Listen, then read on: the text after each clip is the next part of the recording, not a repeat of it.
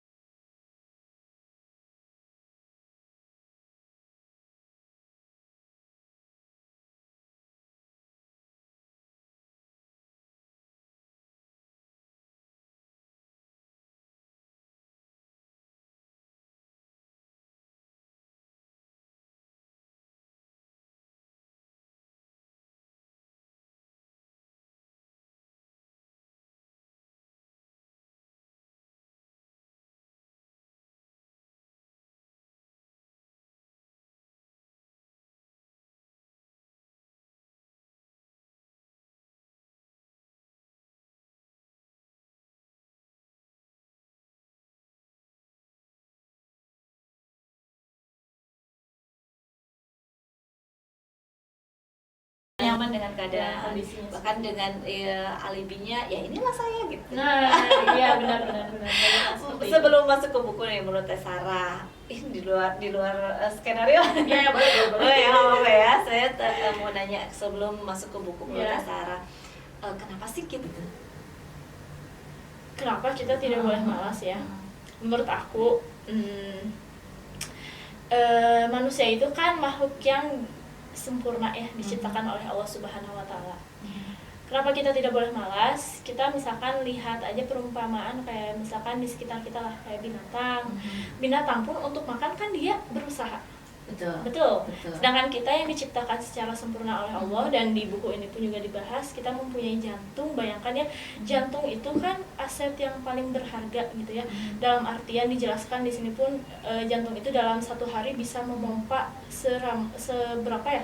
6.000 galon biasa, galon kayak dispenser gitu, 6.000 galon gitu darah di dalam tubuh kita. Kalau misalkan dikalikan umur kita berapa tahun? Ya. Iya, sayang nah, banget ya. Itu sayang banget kayak jantung aja udah berusaha keras loh. Gitu. Sedangkan kita ya gitu. Sedangkan kita bagaimana rasa syukur kita itu ya begitu, jangan malas gitu. Harus selalu ya, malas sih kadang pasti datang menghampiri, tapi sebisa mungkin kita harus bisa mengatasinya. Nah, gitu ya. Kenapa tidak boleh malas begitu kalau perumpamaannya seperti itu. Dan sobat pustaka, memang apa ya, hidup itu terus berputar ya. Betul. Masa sih kita tuh ditakdirkan oleh Allah pas waktu sebelum kelahiran pun kita orang yang terpilih ya. Betul, iya. Iya kan, kita itu sudah terpilih loh lahir ke dunia gitu. Masa kita mau menyia-nyiakan waktu kita dengan percuma, dengan kemalasan yang tetap dijaga dalam diri kita gitu ya. Apalagi ini masih di bulan Ramadan, kita bulan puasa gitu ya. Terkadang ekspektasi orang gitu ya, kebanyakan tapi tidak semuanya mungkin ya, di bulan Ramadan itu waktunya stay gitu ya, santai gitu. Sesantai-santainya karena kita kan lagi puasa gitu, katanya tidur juga kan dapat pahala gitu ya. Pengen pahalanya segitu-gitu aja gitu kan. Mungkin konotasi tidur dapat pahala itu misalkan gini ya, daripada kamu kan misal capek haus nih, daripada haus buka, kan itu berdosa ya, mendingan tidur gitu, dapat pahala. Bukan artian kalau kalian tidak, misalnya punya tenaga, masih dapat beraktivitas secara normal, ya beribadahlah gitu daripada tidur. Jadi tidur itu bukan pilihan ya, tidur mendapat pahala. Jadi kita boleh kesimpulkan dong bahwa kita itu harus menghilangkan sejauh-jauhnya sifat malas. Nah, gitu ya. betul sekali. Nah, bagaimana caranya yang masih memelihara sifat malas itu? Gimana sih biar kita move on dari kemalasan? Nah, ini kita resepnya ada di sini nih, obat. Bahkan resepnya juga dosisnya dosis tinggi. Dosis tinggi kan. Kata buku ini. Kata buku. Coba teh Sarah, kalau begitu diperkenalkan dulu nih ke Sobat Pustaka. Penerbitnya siapa? Kemudian pengarangnya. Aduh. Ya. Jadi ini buku Obat Malas Dosis Tinggi ini ditulis oleh seorang penulis yang juga dosen kalau nggak salah dan juga ustadz ya. Nama penanya itu Khalifah Bisma Sanjaya. Masya Allah, nama aslinya Muhammad Nur. Kalau nama aslinya Muhammad Nur, nama penanya Khalifah Bisma Sanjaya. Ya, dan mungkin karena buku ini juga ditulis oleh seorang yang cukup ya penceramah ya. Jadi banyak diisi tentang ayat-ayat Al-Qur'an juga, motivasi dan juga kisah-kisah dari zaman Nabi gitu. Dikaitkannya. Penerbitnya Konita ya. Saya lihat barusan baca Konita di situ penerbitnya. Oh ya, Alex Media. Konita. Oke. Kayaknya buku ini juga termasuk buku yang baru ya. Iya. Dari sampulnya terlihat. Jadi kalau memang buku yang baru ini masih apalagi terkait dengan motivasi ya, biasanya tuh biasanya diselipkan cerita-cerita kekinian dong, nggak sih? Betul, ada beberapa, cuman lebih banyak mungkin karena itu tadi penulisnya itu penceramah, lebih banyak dikaitkan dengan kisah Rasul gitu, kisah pada zaman Nabi. Baik, kalau begitu buku ini kalau secara gamblangnya gitu ya, secara gamblangnya menurut Teh Sarah bagaimana? Buku ini bagus apa tidak, kemudian isinya seperti apa sih sebetulnya gitu. Resepnya itu lebih ke arah apa sih yang ditawarkan sama Kang Bisma, Ustadz Bisma.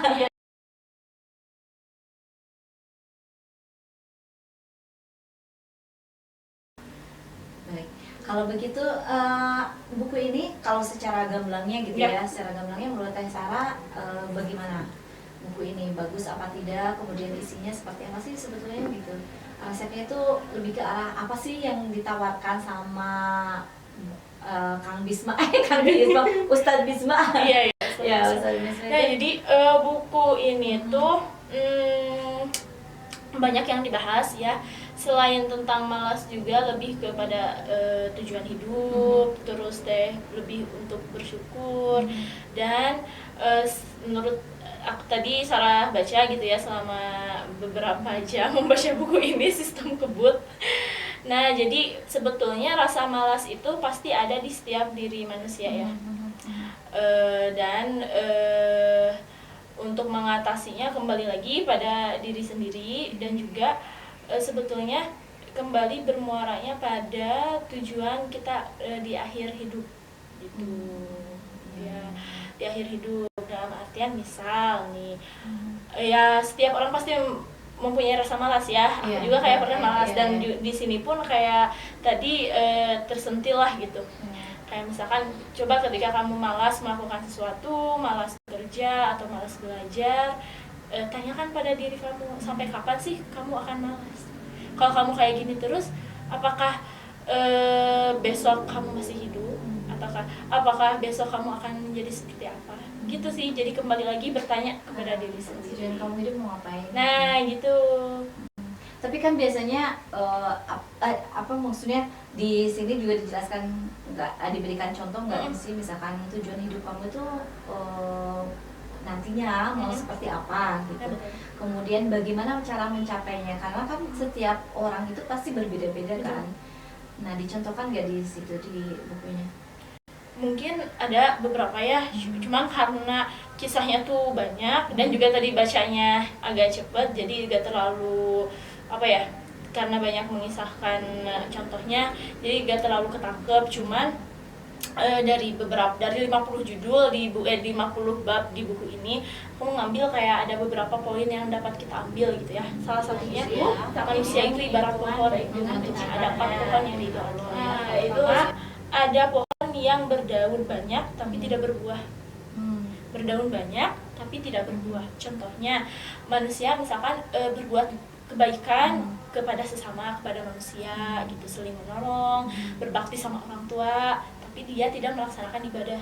Nah, berarti kan dia mempunyai hubungan yang baik dengan makhluk. Di pohon yang lebat daunnya tapi tidak berbuah. Lagi diibaratkan seperti pohon yang tidak mempunyai daun yang lebat tetapi berbuah. Contohnya dia sering sholat, rajin sedekah, puasa, pokoknya dia taat kepada Allah, tapi dia kurang baik hubungannya dengan manusia, tidak berbakti, dan juga misalkan kurang baiklah gitu hubungannya ya, kurang harmonis dengan tetangganya misalkan. Nah, itu ibaratkan pohon yang buahnya banyak tapi tidak berdaun. Terus yang ketiga ada pohon yang berdaun lebat dan juga berbuah lebat. Itu manusia yang mempunyai hubungan baik dengan sesama dan juga hubungan baik dengan penciptanya. Ada yang keempat, pohon lagi yang tidak berdaun dan juga tidak berbuah. Nah, itu rugi banget. Dan di sini diibaratkan kayak pohon yang apa ya, di istilahnya tuh parasit ya. Nah, pohon ini kan cocoknya kayak buat bahan bakar gitu kan. Biasanya kan pohon yang udah nggak berdaun, nggak berbuah, cocoknya jadi apa? Kayu bakar ya. Mungkin kalau misalkan kita ditelaah lebih panjang, ya kalau manusia yang seperti itu cocoknya untuk jadi kayu bakar di akhirat nanti, istilahnya ya masuk neraka mungkin ya, gitu.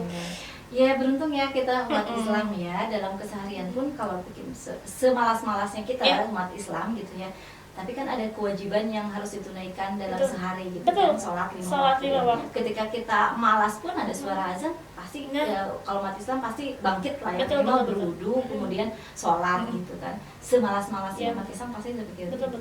Dan pun kayaknya mudah-mudahan gitu ya, orang yang menjaga sholatnya, kehidupannya pun pasti disiplin sih menurut aku. Kayak manajemen waktunya dan yang lainnya. Kecuali misalkan orang yang tidak pernah melakukan sholat sama sekali, itu dijelaskan juga di buku ini bagaimana ruginya. Nah, kalau itu kan kita kayak tadi kan pohon yang berbuah ini berarti hubungan kita dengan Allah gitu. Nah, bagaimana kalau berhubungan kita dengan duniawi gitu ya. Duniawi. Nah, tentu kan perbedaan malasnya juga pasti berbeda ya, gitu ya. Ada yang tadi juga rajin sholat tapi tidak rajin dalam hal untuk mengejar dunianya gitu ya. Malas-malasan, berarti kan harus balance gitu ya. Nah, diberikan gambaran ya seperti apa sih untuk menyiasati agar kita punya tujuan juga di dunia, itu punya tujuan juga gitu. Tujuan dalam mencapai sesuatu gitu. Nah, di sini juga dijelaskan bagaimana pentingnya ilmu. Pentingnya ilmu. Jadi aku sambil ini ya. Boleh. Jadi di sini tuh menguntungkan kan buat kita. ada bab tanah, kalau nggak salah tanah itu. Jadi semuanya yang ada di atas tanah hakikatnya adalah tanah. Satu-satunya yang dari langit adalah ilmu. Jadi betul tadi, selain apa ya, kita selain memikirkan akhirat pun kita harus memikirkan dunia. Nah, bekal untuk hidup di dunia itu salah satunya ilmu ya, betul kan? Ilmu. Dan pun harta yang ada di dunia itu kan asalnya dari tanah. Contoh, HP ibu dari mana? Dapat beli. Pakai uang. Uangnya dari gaji. Kalau misalkan disangkut-pautin terus gaji, misalkan gaji kan dari kerjaan juga dari ilmu kan. Dari ilmu juga. Terus misalkan kayak kita misalkan bekerja kan kita juga harus makan biar sehat. Nah, makanan itu kan dari mana? Dari tanah. Kita pun manusia kan diciptakan dari tanah. Jadi semua yang ada di atas permukaan tanah itu adalah hakikatnya adalah tanah gitu. Jadi ilmu itu, kalau harta kan nggak bisa dibawa mati ya, tapi ilmu ikut terkubur sama kita nanti ketika meninggal itu. Maksudnya dalam ikut terkubur itu dalam artian kita meninggal nih, ilmu kita nggak akan ikut mati, tapi maksudnya apalagi ilmu yang bermanfaat kan, masih pahalanya pun kembali lagi ke kita gitu. Dan salah satu kuncinya menuntut ilmu adalah dengan membaca. Nah, membaca betul. Iya kan. jangan malas membaca juga. Dan aku pun mungkin kalau misalkan malas membaca buku ini ya, terlihat tebal ya buku ini jujur sekali. Buku ini terlihat. Salah satu kuncinya menuntut ilmu adalah dengan membaca. Nah, membaca betul. Iya kan? Jangan malas membaca juga. Dan aku pun mungkin kalau misalkan malas membaca buku ini ya, terlihat tebal ya buku ini jujur sekali. Buku tebal. Aku juga Terlihat tebal. Obat malas dosis tinggi tapi mau baca juga kayak kenapa ini tebal-tebal banget. Saya juga sempat punya apa gitu ya, sampai berapa 47 bab ya, 50 bab gitu. Tapi ketika kita melawan rasa malas itu, wah ternyata banyak ilmu yang bisa kita dapatkan. Ya, luar biasa. Dan dipaksakan tadi. Iya, dipaksakan. Berarti kalau dipaksakan artinya kita sebetulnya dalam menuntut ilmu selain membaca juga mungkin kita juga membutuhkan partner ya. Iya, betul. Partnernya itu bisa orang tua, bisa guru. Beruntung yang masih belajar ya, gitu betul, ya. masih belajar. Masih ada partner untuk terus meningkatkan kapasitas diri kita gitu. Nah, kalau yang belum belajar, yang sudah ini kayak kita emak-emak gitu ya, malesnya itu lebih tinggi lagi untuk mencari ilmu. Betul. Ya.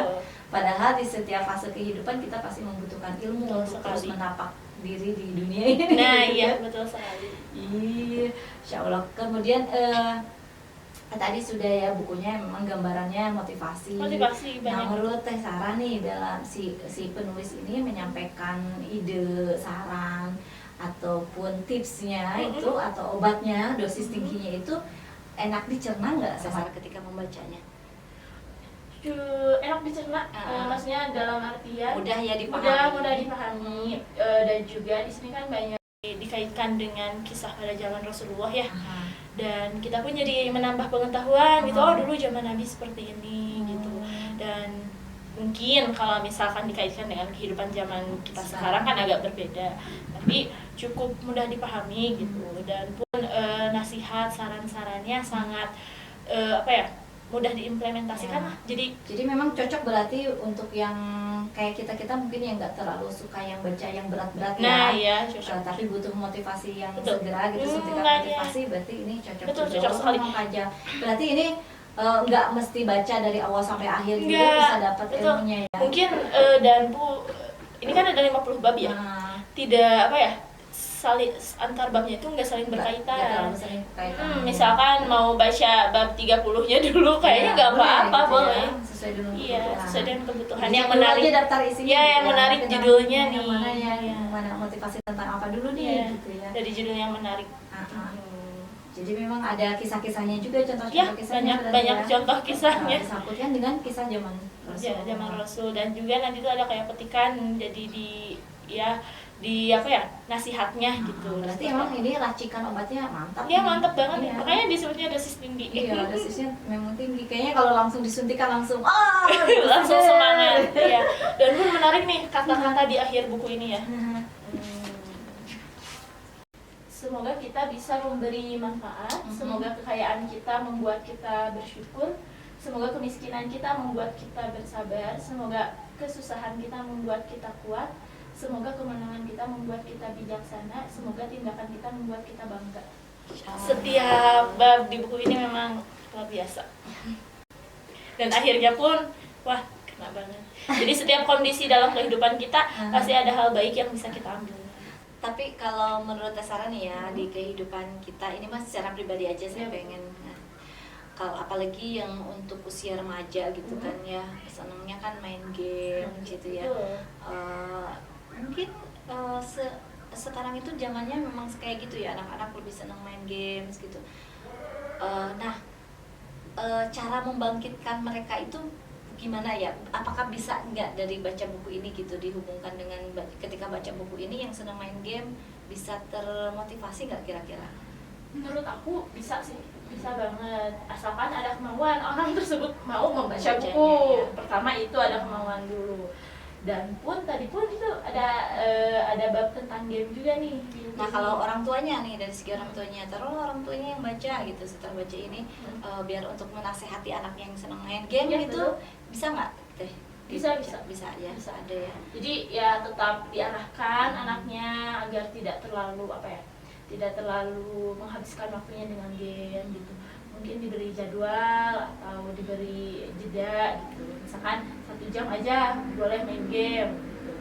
Dan pun kan kita di sini pun dijelaskan kayak kehidupan itu kan cepet bosan ya. Kita misalkan monoton terus belajar juga kan nggak bisa, harus tetap ada selingannya, kita butuh healingnya. Nah, ada healingnya. Kayak yang kemarin ya, self reward ya. Self reward. Di sini pun nggak terlalu tentang jangan malas, berarti dia tuh harus rajin terus. Tapi intinya kayak disiplin dan konsistensi. Kalau dalam bahasa istiqomah. Nah, iya istiqomah. Harus istiqomah, jalan lurus ya. Iya, jadi ingat sama ceritanya. Mungkin ini cerita rakyat yang sering didengar ya, yang cerita kelinci dan kura-kura. Oh iya. Ya gimana kelinci sama kura-kura lomba lari ya. Yang menang kan kura-kura ya. Kalau dipikir kan bagaimana bisa ya? Kalau dilihat dari itu kan gak mungkin banget gitu kan kura-kura, tetapi apa yang dilakukan kura-kura sehingga menang? Ya konsisten. Nah, itu dia. Kalau dilihat kan kalau kura-kura memang kalau coba aja praktekkan kalau yang punya kura-kura dan punya kelinci di rumah, coba suruh lomba lari itu. Siapa yang menang? Dan kayaknya memang pasti kelinci loh yang itu kura-kura loh yang menang gitu. Konsisten. Iya. Tentang itu konsisten. Nah, tentang misalkan kilometer ya. Nah, jadi ketika kita tadi di buku ini. Oh iya, di buku ini ya. Di buku ini itu dijelaskan ada bab tentang kilometer gitu. Nah, jadi bab kilometer ini tuh untuk mencapai sebuah tujuan kita pasti kan memerlukan jalan yang panjang ya. Yeah. Nah, jalan yang panjang ini kita tidak bisa kayak menumpuk langsung dalam sekali sekali proses. Gak apa-apa kita melaluinya kayak dibagi beberapa titik dulu. Misalkan kita udah sampai ke titik A, istirahat dulu, lanjut ke titik B, lanjut ke titik C, sampai kita mencapai tujuan kita gitu. Yang penting itu dia tadi konsistennya. Sama kayak si kura-kura dan kelinci tadi ya. Jadi manusia harus kapan kita harus istirahat. Nah, iya. Tapi tubuh kita juga suka ini kok. Suka tahu gitu ya dengan sendirinya. Ada alarm gitu. Kapan kita ngantuk kan ada itu kan berarti alarm kita ya. Kapan kita ngantuk, kapan kita waktunya sholat, kapan kita waktunya terus belajar, kapan kita waktunya makan. Udah kerupuk harus makan ya. Sekarang jangan kan kalau puasa kan berarti hikmahnya melatih kesabaran. Betul ya. Jadi healing boleh gitu ya. Jadi kapan waktunya juga healing ada gitu jadi ya. Waktu serius belajar harus waktu serius ada waktu belajar. Reward sendiri juga boleh gitu. Penting juga kan kemarin kata Teh Sarah ketika Bu, saya pernah baca yang di self reward ya. Self reward. Betul, self reward. Contoh kan ada Bu Sri Mulyani ya kalau nggak salah ya. Gimana self rewardnya Bu Sri Mulyani gitu? Nah, Bu Sri Mulyani kan Menteri Keuangan ya. Bayangkan bagaimana dia sibuknya mengurus negara lah, APBN gitu. Di buku kemarin itu yang self reward itu dijelaskan Bu Sri Mulyani itu cukup kayak ketika lelah dengan rutinitasnya, pusing dengan pekerjaannya, katanya dia tuh duduk sambil merenung sambil berzikir. Nah, berzikir pun itu menurut Sri Mulyani itu self reward. Dan kayaknya menurut aku pun kayaknya banyak hal-hal yang kita anggap biasa saja gitu ya, yang sering kita lakukan sebetulnya itu self reward gitu tanpa kita sadari. Jadi kita nggak usah jauh-jauh ya. Betul. Misalnya kayak kita berdandan cantik kan, memakai lipstik yang kita anggap bagus sesuai dengan penampilan kita, itu juga self reward. Buat kita ya. Iya, berzikir katanya ya. Terus Rasul kan bilangnya kalau sholat itu harus tertib gitu ya. Karena di sholat itu kita istirahatnya gitu. Nah, tentang dikir juga itu dijelaskan di buku ini. Iya. Jadi tadi ada istilah aku baca, bumi itu hidup dengan hujan, manusia itu hidup dengan ilmu dan dikir. Ya, jadi kita sebagai manusia istilahnya mah bisa bisa bermanfaat dan juga tenang hati mungkin ya dengan ilmu tentunya dan juga dengan dikir. Dan pun orang yang biasa berdikir pun katanya orang yang meninggal itu kan terpisah antara ruh dan jasadnya ya. Tapi biasanya ketika orang yang terbiasa senantiasa selalu berzikir itu ketika meninggal tuh kayak jadi kebiasaan. Ada dikisahkan gitu ya, ada seorang sahabat kayaknya biasa zikir, ketika dimandikan tangannya tuh masih gini. Merinding nggak? Masuk ya, kan kita termasuk yang kadang kita jarang ya makanya apalagi sebetulnya kalau bisa usahakan mah kayak bisa sih sambil main laptop gitu kan. Iya, tapi daripada waktu yang sangat sedikit. Iya, tapi kan kita juga ya Bu, namanya manusia gitu. Kadang masih makanya itulah pentingnya jadi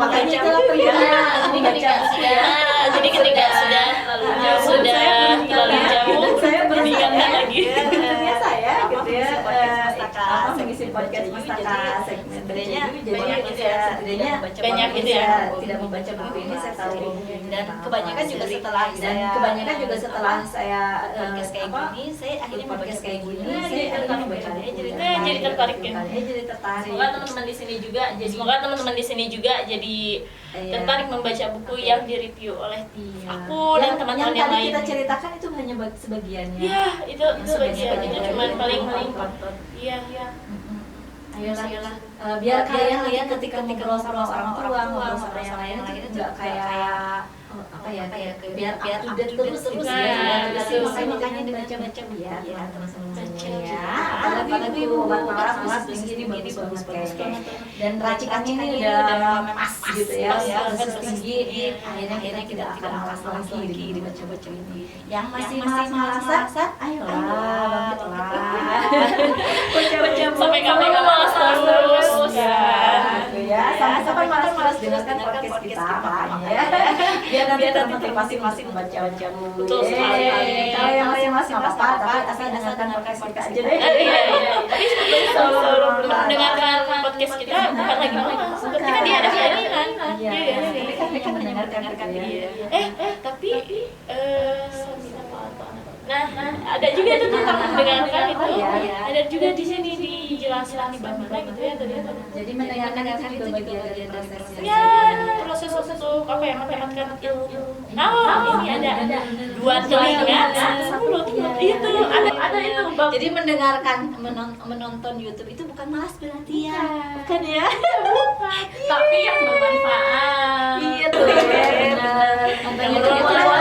Insya Allah bermanfaat.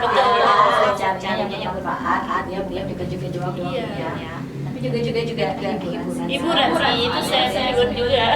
Ada yang joget-joget. Tapi ada yang dari joget-joget, dia ngikutin gerakannya, dan juga dia jadi produktif lagi, dia jadi semangat lagi, itu kan nggak apa-apa. Oke. Ada lagi teh, Sarah kira-kira kalau boleh nilai sama Sarah, skornya berapa nih untuk buku motivasi ini? 9/10 deh. Kalau dibandingkan dengan buku motivasi yang lain gitu ya, maksudnya ya 9/10. Ya, berarti udah bagus banget ya. Terima kasih Bapak Bisma. Atau Bapak Ustadz Bisma, terima kasih ya. Kalau Khalifah kayaknya nggak enak Iya, Ustadz Bisma. Ustadz Bisma, terima kasih sudah menulis buku ini, luar biasa bermanfaat, basisnya racikannya tepat, bagus juga di mudah-mudahan yang nonton atau mendengarkan podcast kita selalu mau membaca ini dan tidak malas lagi ya, dan selalu produktif. Hidup cuma sekali guys. Begitu. Ada closing nggak nih buat sobat-sobat dari Sarah? Apa ya closing statementnya? Itu deh, tentang diambil dari buku ini juga ada ada bab tentang penjumlahan. Apa tuh penjumlahan ya? 1 ditambah 1 itu penjumlahan. Itu penjumlahan, betul. Jadi penjumlahan itu ibaratnya gini ya, semua keputusan yang kamu buat sejak kamu kecil hingga dewasa akan dijumlahkan. Hasil dari penjumlahan itulah yang dinamakan nasib. Nah, jadi nasib kita hari ini itu adalah hal-hal kecil yang kita lakukan sejak kita kecil gitu. Hal atau keputusan yang sudah kita lakukan gitu. Nanti misalkan kamu ingin bernasib baik, berarti kamu harus lakukan hal-hal yang baik, maka akan dijumlahkan gitu. perlahan. Luar biasa ya Ndra ya. Mantap kan Ndra. Ya, kasih nilai dong buat Teh Sarah dari Indra berapa? Cepet Bu. Terima kasih. Oke, terima kasih Teh Sarah, luar biasa. Hari ini di sore hari ini adalah kita hari sore ya. Sudah dapat motivasi yang banyak nih buat Teh Sarah dari buku-bukunya, dan tentu masih banyak lagi motivasi yang disampaikan oleh Kang Bisma, Ustadz Bisma Iya, di buku dari ini. buku Obat Malas Dosis Tinggi, racikannya tepat, dosisnya tinggi, mantap buat yang suka malas. Keren. Terima kasih semuanya sudah menonton atau sudah mendengarkan podcast kita. Jangan lupa membaca, jadi anak baik. Saya Nani dan Teh Sarah pamit. Wassalamualaikum warahmatullahi wabarakatuh.